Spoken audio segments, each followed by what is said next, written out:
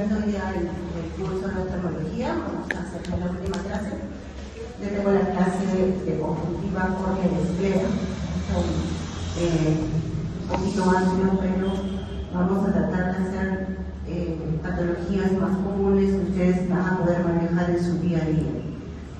Vamos a hacer un reportaje primero, que es la conjuntiva, ¿no? La conjuntiva es una membrana transparente que tapiza todo el globo ocular y la cara interna de los párpados y llega hasta la unión limbo-escleral. La conjuntiva está conformada por un epitelio, un estroma y una membrana basal, ¿no? La conjuntiva, la capa epitelial tiene alrededor de 2 a 5 capas, no es una capa muy gruesa, es una capa delgada, pero se va engrosando a nivel del limbo córneo-escleral, donde se ve la capa más gruesa. El estroma es el tejido conectivo vascularizado.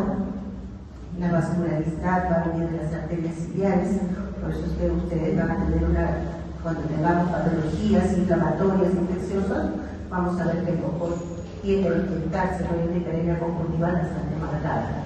Es por la cantidad de vascularización que tiene la conjuntiva, sobre todo la conjuntiva vulvar. Y en la membrana basal es la capa más interna, donde se encuentran los melanocitos y las células caliciformes.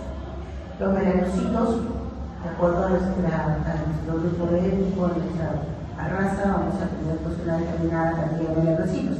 Pues habrán visto que hay pacientes pacientes que vienen sobre todo expuestos a la radiación, pacientes que crecen en el campo, en la selva, tienen la conjuntiva un poco más oscura que el resto, ¿no? Y cuando vienen a la consulta quieren que nosotros ayudemos a que esa conjuntiva se aclare, ¿no? Y hay que explicarles que eso es imposible. Por eso es que la radiación ultravioleta ahora para nosotros es un factor muy importante para el desencadenamiento de enfermedades como la melanosis conjuntival, como el teniente, que está tratando que vamos a hablar más adelante.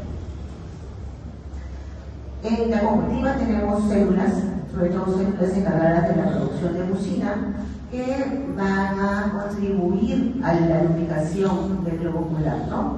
Ustedes se acuerdan que la película del animal tiene 3 capas, ¿no? La capa mucinosa, la capa acuosa, ¿no? Y estas glándulas van a contribuir a la formación de la película del animal. Entonces tendremos las glándulas secretoras de mucina. Las principales glándulas secretoras de mucina, las células caliciformes. De esas células caliciformes se encuentran en mayor cantidad en el fornix inferior, ¿no? Y las células de gente, o criptas de gente, porque más llamadas células son criptas, son imaginaciones donde se deposita la mucina. Las células de Mans, que se encuentran alrededor del limbo, y las glándulas accesorias lagrimales de Krause y de Wolfing, que se van a encargar junto con la glándula lagrimal accesoria, la lagrimal principal,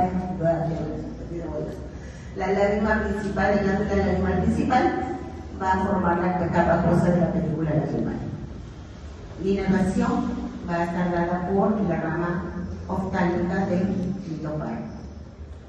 Entonces, viendo que la conjuntiva tiene gran cantidad de glándulas, va a ejercer un efecto protector del globo ocular, ¿no? Por la misma secreción de mucina y células caliciformes. Además, va a intervenir mucho también en la inmunidad. Tiene presencia de inmunoglobulina A y inmunoglobulina G y E. Por eso nos vamos a explicar más adelante cuando veamos las conjuntivitis tipolépticas, porque también se altera la conjuntiva en estos casos, ¿no? Protección antibacteriana, al igual que la película del animal, la conjuntiva también contribuye contra los efectos infecciosos que se puedan producir. Los párpados, la conjuntiva a nivel palpebral es una conjuntiva fija, y la conjuntiva vulvar es la que le va a dar la movilidad al globo ocular. Vamos a ver qué patologías vamos a presentar a nivel conjuntival. Vamos a tener primero las conjuntivitis, que son las más frecuentes, las más comunes. Tenemos 3 tipos de conjuntivitis: las virales, las bacterianas y las alérgicas, ¿no? Entonces vamos a hablar primero de las conjuntivitis virales, Esta conjuntivitis viral el agente principal es el adenovirus. Como su nombre lo dice, secundario a algún problema o algún antecedente de enfermedad tipo viral. ¿No? Generalmente pues conocemos pacientes con resfriados comunes, virales de las vías respiratorias.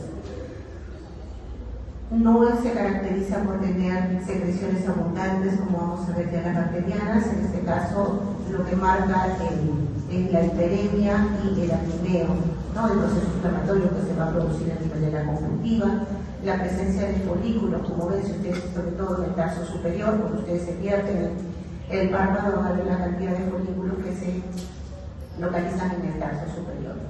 El tratamiento, al ser un problema viral, obviamente no va a tener tratamiento, se va a autolimitar de forma espontánea, pero tenemos que tratar las principales molestias del paciente, como son el ojo rojo, el alineo, ¿no? O el ardor, la sensación de cuerpo extraño que pueden presentar. Podemos usar lubricantes oculares, que nos van a servir también para regular el sistema del proceso inflamatorio, o podemos usar vasoconstrictores si el ojo rojo muy marcado. A diferencia de las virales, en las bacterianas sí el predominio va a ser la cantidad de secreciones verde amarillentas que se van a presentar, la hiperemia mucho más marcada que en un proceso viral. No va a presentar una disminución de la agudeza visual, salvo que haya un compromiso a nivel corneal. Pero si no hay compromiso corneal, no se va a ver comprometida la agudeza visual. Puede haber cierto dolor por el mismo proceso inflamatorio que se produce, sensibilidad a la luz, fotofobia. ¿No? El tratamiento, en caso de las bacterianas, primero se identificar el factor que está produciendo ese tipo de infección. Generalmente son los estafilococos aureus que viven a nivel de los bordes vertebrales. Tratamiento antibiótico, en estos casos usamos antibióticos. En el mercado tenemos los aminoglucósidos en forma de gotas, ¿no? Como la tobramicina, que es el más usado. Tenemos los ciprofloxacinos, el moxifloxacino, que eso es que pueden venir asociados o no a corticoides. ¿Cuándo usar una gota asociada a corticoide? Cuando tengo un proceso inflamatorio marcado, pero sin compromiso a nivel del epitelio corneal. Si no hay compromiso corneal, puedo usar un corticoide para que me ayude a resolver de forma más rápida el proceso inflamatorio. ¿Cuál es la dosis? La dosis normal de cualquier gota es una sola gota. El resto se va a eliminar, ¿no? Una gota cada 4 horas, generalmente la dosis por una semana. Si estamos usando antibióticos asociados a corticoides, máximo una semana y monitorizar la presión intraocular. Porque ¿qué va a pasar con el corticoide? Puede aumentarme la presión intraocular, sobre todo la dexametasona. Los corticoides, las gotas generalmente están asociadas a dexametasona, y la dexametasona es uno de los principales corticoides que puede elevar la presión intraocular. Actualmente, previniendo eso, ya tenemos antibióticos asociados al otemenol, ¿no? Que es un corticoide que no tiene mucha incidencia en la presión intraocular y nos está ayudando mucho en el tratamiento, sobre todo de conjuntivitis o de procesos inflamatorios en pacientes con glaucoma o susceptibles a corticoides. El otro grupo de conjuntivitis son las conjuntivitis alérgicas. Como su nombre lo dice, está asociado a enfermedades tipo alérgicas, ¿no? Pacientes que ustedes tengan con asma, con rinitis, sinusitis, niños, que viene con un prurito intenso, con un frote continuo de los ojos, que se repite cada ciertos ciclos, probablemente estamos hablando de una conjuntivitis tipo alérgica. ¿Por qué se caracteriza la alergia? La alergia se caracteriza, como les dije, por el prurito intenso que provoca. Puede haber una inflamación, una hiperemia a nivel de los bordes vertebrales, la presencia de papilas, tanto en el tarso superior como en el tarso inferior. Y cuando se produce un frote muy intenso, lo que se va a producir es una inflamación a nivel de la conjuntiva vulvar. Esto se llama henosis conjuntiva. Y van a ver que van a tener pacientes que van a acudir a la emergencia con este cuadro, ¿no? Con un frote continuo del globo ocular. Eso se llama henosis. También se va a autolimitar sola porque solamente es una extravasación de la lámina a nivel detrás de la conjuntiva, es lo que va a producir inflamación. Una vez que esa lágrima se comienza a eliminar, el proceso va a comenzar a bajar. En caso de las conjuntivitis alérgicas, el tratamiento netamente es tratar el problema alérgico sistémico y tratar la alergia con otras antihistamínicas. En el mercado tenemos dos principales tipos de antihistamínicos: la olopatalina, que nos viene al 2%, la administración de la olopatalina es una gota por la noche, ¿no?, que es donde más intenso es el prurido, y dejamos la administración del antihistamínico por lo menos un mes, ¿no?, para evitar la recidiva del proceso alérgico. Si es que hay una inflamación mayor, en caso de que tengamos hemosis, una hiperemia conjuntival muy marcada, una hiperemia a nivel palpebral, podemos asociarlo también a corticoides y a lubricantes, ¿no? El corticoide, como les había dicho, tenemos el orelonol, tenemos también la fluorometolona, que son dos de los corticoides actualmente que usamos más por la menor incidencia que tiene sobre la presión intraocular. Si queremos producir un efecto antiinflamatorio, el corticoide lo podemos administrar 3 a 4 veces al día, pero por una semana, de todas maneras, monitorizando la presión intraocular. ¿No? Y esta es una gama de gotas que contamos actualmente de algunas casas, ¿no? La olopatalina, tenemos el ketotifeno también, el Genaler, ¿no? Algunas lágrimas que también tenemos en el mercado. Actualmente la tendencia es usar lubricantes sin preservantes para evitar el daño del epitelio corneal, ¿no? Porque ahora las lágrimas se usan de forma muy constante, muy crónica. Entonces, si queremos preservar nuestro epitelio corneal, queremos preservar la salud corneal, tenemos que usar lágrimas que no estén asociadas actualmente a preservantes, ¿no? Y la fluorometolona, como les había dicho, como agente antiinflamatorio. Entonces, un pequeño cuadrito para ver la diferencia en ambas, cómo se caracterizan ambas, ¿no? Si estamos frente a un proceso viral, probablemente vayamos a tener secreciones acuosas, secreciones bacterianas, las secreciones son más verde amarillentas, y en esta alergia la característica netamente es el prurito. Entonces, para ver así cómo podemos nosotros identificar frente a qué tipo de conjuntivitis estamos y cómo podemos iniciar el tratamiento frente a cada una de ellas.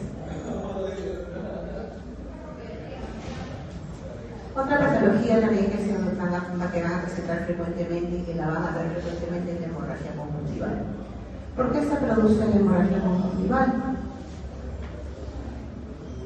A ver, ¿quiénes han mostrado consulta? Por traumas puede producirse hemorragia conjuntival y más por una hipertensión arterial, una hipertensión también endovenosa, ¿no? Las maniobras de Valsalva, por ejemplo, agacharse, recoger cargas que son muy fuertes, les decía, en las parturientas, por ejemplo, en labor de parto, el pujo puede provocar hemorragias conjuntivales. En los niños con accesos de tos puede provocar hemorragias conjuntivales. Entonces, son hemorragias que también son autolimitantes, y eso es lo primero que nosotros tenemos que indicar al paciente, porque muchos pacientes vienen con este tipo de hemorragias, obviamente, y la aparición es tan aparatosa que sí puede asustar al paciente, pero cuando nosotros le indiquemos algún tratamiento, indicarle que son hemorragias que se van a reabsorber de forma espontánea y que van a tomar su tiempo a reabsorberse, porque el paciente que no te entiende, que tú le dejas la gota y piensa que al día siguiente los 2 días ya va a estar bien, ¿no? Entonces hay que explicar bien que esto es un proceso. Yo mucho le comparo con los hematomas, ¿no? Usted si se golpea, se va a tocar tener un hematoma en la piel. Por más que se aplique hidroil, compresas, hielo, lo que sea, igual ese hematoma se va a resolver, va a tomar su tiempo resolverse, ¿no? Dependiendo del grado de hemorragia, también se va a tomar un tiempo de reabsorción. Pero tampoco minimizarlo, ¿no? Porque hay que ver si es que debido a este paciente es hipertenso, si tiene problemas de hipercolesterolemia, de arteriosclerosis, ¿no? Hay que también pedirle sus exámenes de todas maneras. Muy pocas veces está asociado a hipertensión ocular o glaucoma, ¿no? Tendríamos que tener una presión súper alta, más de 50, para que pueda presentar una hemorragia conjuntival. Pero lo primero que tiene el paciente es eso, ¿no? Que está subiendo la presión del ojo. El tratamiento al ser autolimitante solamente quitarle lágrimas y vasoconstrictores y esperar pues que vaya desapareciendo poco a poco. No la sintomatología, aunque algunos pacientes, como decía, dependiendo del grado, pueden presentar sensación de cuerpo extraño, pueden presentar lagrimeo o dolor también, ¿no? Si va acompañado, por ejemplo, de una situación de estrés. es lo más importante ahorita y lo más frecuente que van a ver con los cuales estos pacientes van a venir a la consulta. El siguiente punto que quería tratar con ustedes es el pterígio. Ya muchos lo conocen, el pterígio carnosidal, muchos pacientes tienen catarata, hay que explicarle bien eso no es una catarata, eso es un pterígio. ¿No? El pterígio es un crecimiento fibrovascular de la conjuntiva y de la membrana del pene. Es un crecimiento fibrovascular, como les decía, que está caracterizado por tener una cabeza que es la que se va a infiltrar en la córnea. Tiene un cuello que también va a ingresar hacia la córnea y tiene un cuerpo que se desprende a partir de la carótida. Y es importante ver la distribución de este pterígio porque tenemos patologías o tenemos tumores conjuntivales que muchas veces son confundidos con un pterígio. Entonces hay que observar bien antes de catalogarlo como un pterígio. Sobre todo si son pacientes mayores de 60 años. ¿No? Hay que tener mucho cuidado con las neoplasias. Entonces, ¿por qué se presenta el pterígio? El principal factor, la radiación ultravioleta, ¿no? Tenemos un factor hereditario también, pero estos pterígios lo vamos a ver muchos pacientes, sobre todo acá en el Perú, que provienen de la selva. Y son pterígios bastante agresivos porque no solamente se presentan en forma nasal, que es la más frecuente, sino que también se pueden presentar en la parte temporal o en la parte nasotemporal. Entonces es muy frecuente que se puedan presentar. Ahora, no todo pterígio es un pterígio por crecimiento fibrovascular. También esta membrana puede crecer como una respuesta inmunológica hacia un agente externo, hacia una agresión. Por ejemplo, tengo una lesión a nivel corneal, no perforante, pero la reacción de la conjuntiva va a ser llevar a taponear esa lesión que se está produciendo. Entonces se puede producir crecimientos conjuntivales intracorneales secundarios a agresión o a fraude. La edad de presentación frecuentemente es entre los 20 y 50 años, aunque hemos tenido niños inclusive que vienen con pterígio por su exposición sin ningún tipo de protección a la radiación ultravioleta, sobre todo los que vienen de la selva o de la sierra. La educación que nosotros podamos impartir al paciente para evitar que pueda llegar pterígios a este punto donde sí me va a provocar la disminución de la agudeza visual, tenemos que nosotros dar, ¿no? Uso de lentes oscuros en los pacientes que están trabajando en el campo, gorros de ala ancha para evitar la radiación. El tratamiento en sus etapas iniciales puede ser un tratamiento farmacológico, ¿no? Lubricantes, protección, ¿no? Si es que tenemos un pterígio inflamado con una sensación de cuerpo extraño o algún dolor, podemos usar también corticoides para bajar el proceso inflamatorio. Pero el tratamiento definitivo es el tratamiento quirúrgico. El tratamiento quirúrgico actualmente más usado es la plastía conjuntival. ¿No? ¿En qué consiste la plastía conjuntival? Consiste en retirar una extensión de conjuntiva de la parte superficial, ¿no? Y colocarla en la zona de donde se retiró el pterígio. Esta conjuntiva la podemos suturar en la zona del lecho donde hemos retirado el pterígio, o actualmente tenemos un pegamento tisular que se llama Tisel. Entonces con eso nosotros nos evitamos esa sensación de cuerpo extraño que puede tener el paciente con cirugía de pterígio, ¿no? Obviamente también podemos lograr que esta incorpore sus actividades laborales de forma más temprana. Si yo pongo suturas, la sutura que usamos es un nylon 10 ceros, es una sutura no reabsorbible. Por lo tanto, yo tengo que retirar esa sutura. Generalmente a los 10 días o a la semana podemos retirar la sutura. Y recién el paciente va a sentir un alivio, confort y una recuperación del proceso inflamatorio producido por las suturas. En cambio, con el Tisel ponemos el pegamento y ese poquito a los 3-4 días a la semana ya está desinflamado y puede reincorporarse rápidamente a sus actividades. Como les decía, es importante ver si esta conjuntiva es un pterígio o esta conjuntiva es una membrana tumoral. Tenemos tumores conjuntivales de tipo benigno, por ejemplo, el traumatismo, como los neumos, ¿no? Que pueden presentarse como unas lesiones pigmentadas a nivel de la conjuntiva en exposición, ¿no?